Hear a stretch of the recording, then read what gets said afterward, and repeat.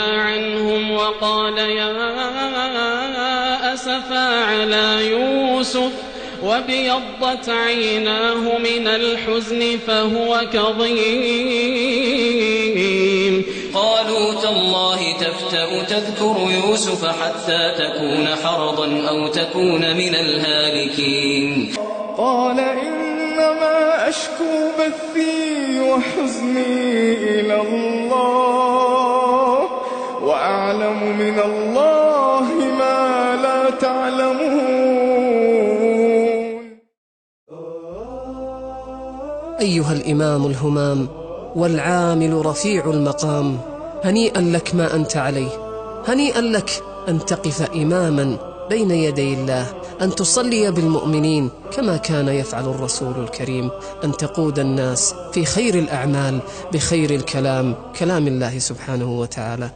يقول ابن تيمية رحمه الله: الإمامة كالأمارة والقضاء، إن أقيم فيها أمر الله فلا يعدلها شيء من الأعمال.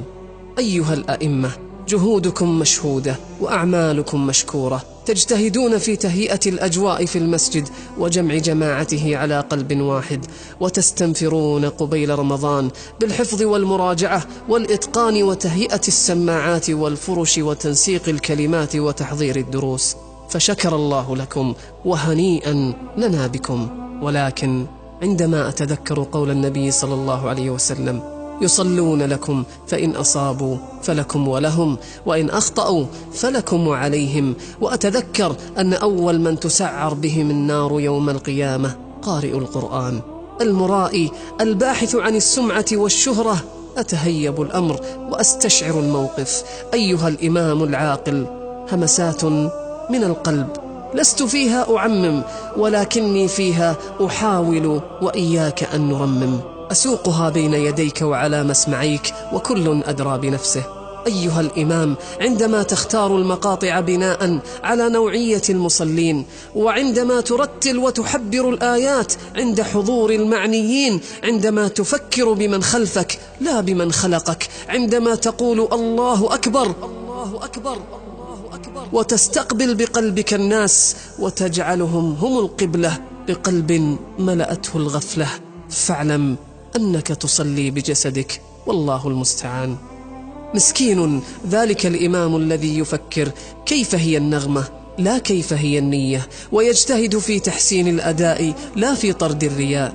أيها العاقل، أيها العامل، أيها الحافظ، أيها القارئ، عماذا تبحث؟ وربك يحذرك ويقول: فقد قيل فقد قيل، ثم تجر على وجهك إلى النار. وما يغنيك إذا كنت أول من تسعر بهم النار؟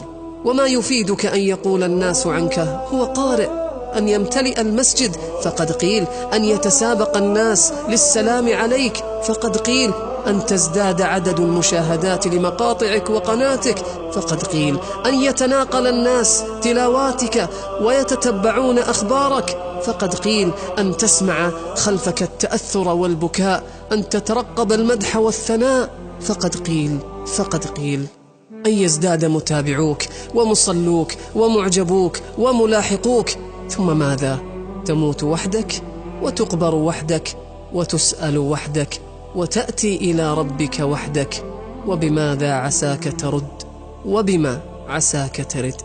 أرجوك يا قرة عيني، لا تهتم بنوع المقام وتنسى عظمة القيام، لا تبحث عن نبرة القرار والجواب فتفقد هيبة المحراب، لا تركز على ما سيقوله الخلق وما تقوله بالحلق وتنسى الإخلاص للحق، لا تركز على جودة اللاقط والسماعة وتنسى إخلاص الطاعة، لا تتكلف الأداء وتبالغ في الدعاء طلبا للبكاء، لا تبالغ في التصوير والتوثيق فهما مزرعة الرياء. أيها المبارك، لا تغتر بثناء الناس عليك، فما يعرفه الناس عنك ظن، وما تعرفه عن نفسك يقين، فلا تقدم ظنهم فيك على يقينك بنفسك.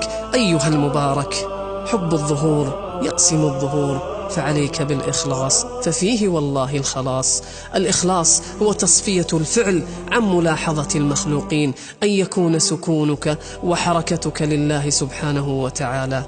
الإخلاص أن تفعل الطاعة خالصة لله وحده، لا تريد بها تعظيما من الناس ولا توقيرا ولا نفعا دنيوي أيها المبارك. يقول بشر الحافي رحمه الله: لئن أطلب الدنيا بالمزامير خير لي من أن أطلبها بالدين.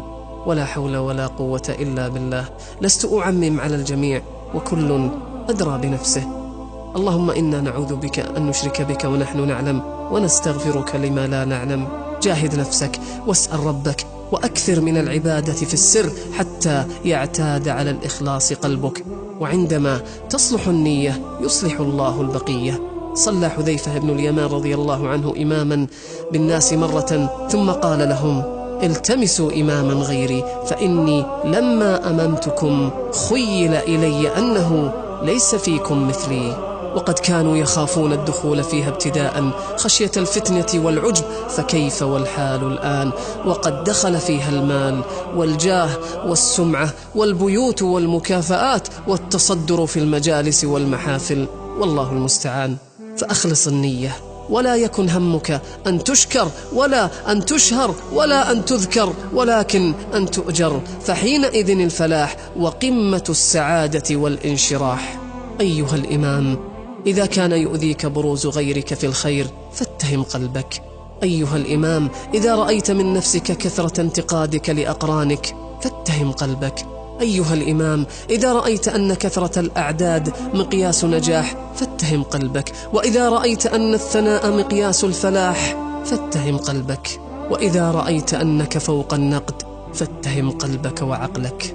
أيها الأئمة، لا يحتاج القرآن أن تزينوه للناس بأصواتكم، ولكن أن تتزينوا به للناس بأخلاقكم، وبترجمته سلوكا يرى في أفعالكم. أيها الإمام، إذا أردت أن تكون إمامي فكن أمامي في كل خير تدعوني إليه.